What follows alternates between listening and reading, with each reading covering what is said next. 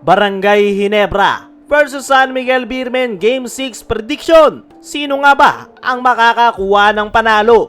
Barangay Ginebra, may chance pa nga ba kontra San Miguel ngayong Game 6 semis? As of now nga mga chong, ay isang panalo na lang ang kinakailangan ng San Miguel para makapag-advance sa PBA Finals. Kung mangyayari yan, ay magbabakasyon ng muli ang Barangay Ginebra gaya ng nangyari last conference kung saan San Miguel rin yung nagtumbas sa kanila. Marami ang nagsasabi na tatapusin na ng San Miguel ang semifinals, pero meron pa ring naniniwala na magagawa pa ring makabangon ng Ginebra.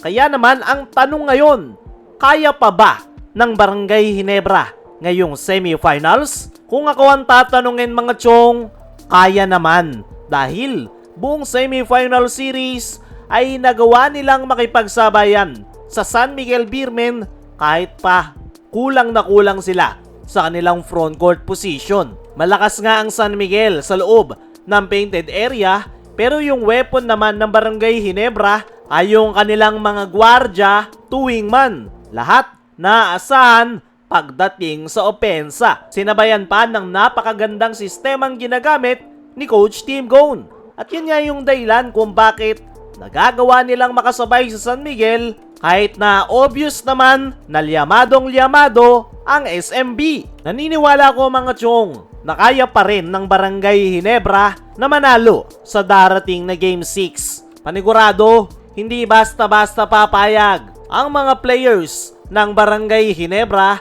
lalong-lalo na itong si Coach Tim Gone. Paniguradong mayroon itong matinding adjustment na gagawin para makapuwersa pa sila ng rubber match sa darating na linggo. Kung titingnan nga natin yung statistics, ay malaki yung chance ng Barangay Ginebra na makuha ang panalo once na uminit yung kanilang outside shots. Yan lang talaga yung pag-asa ng Barangay Ginebra ngayong semifinals. Dahil hindi naman nila kakayanin na sabayan ng San Miguel sa loob ng painted area.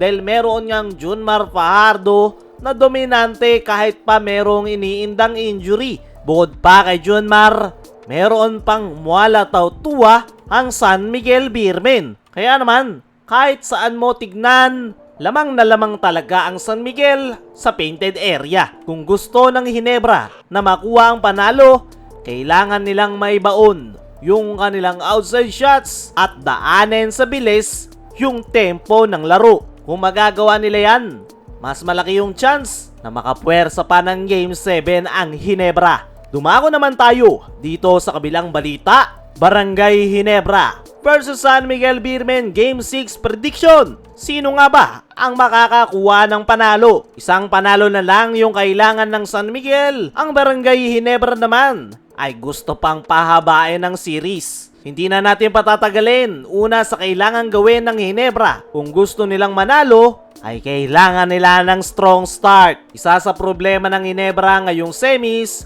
ay yung kanilang mabagal na simula.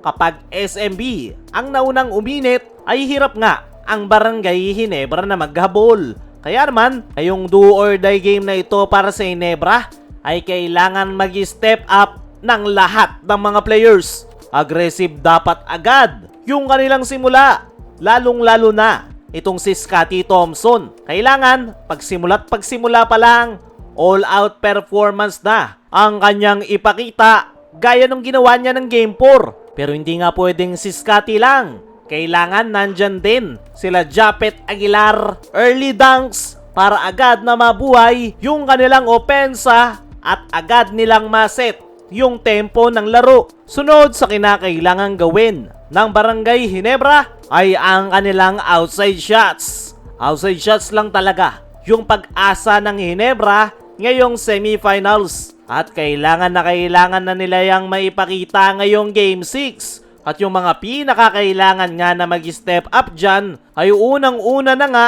ay itong si Stephen Holt. Missing in action si Holt ngayong semifinals. Hindi nga siya ramdam ng Barangay Ginebra. Hindi natin alam kung ano yung nangyari kay Holt, pero ito na nga yung tamang panahon para magpakitang gilas. Kailangan niyang maipakita yung kanyang outside shots, maging yung kanyang depensa.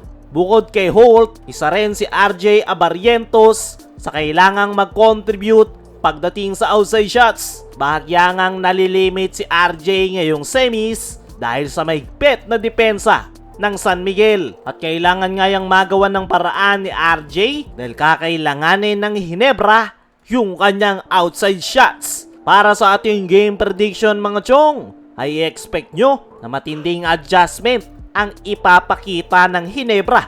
Pero tingnan natin kung magagawa nga ba ng Ginebra na makapuwersa pa ng Game 7. Kayo mga chong, ano sa tingin nyo? May Game 7 pa nga ba? O tatapusin na ng San Miguel? Ano rin yung masasabi nyo? May pag-asa pa nga ba ang Barangay Ginebra? I-comment mo lang dyan sa ibaba.